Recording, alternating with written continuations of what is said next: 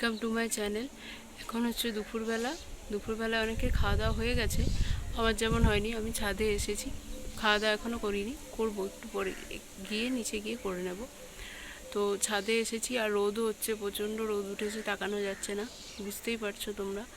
তো ছাদের পরিবেশটা তো তোমাদের দেখা, গ্রাম্য পরিবেশ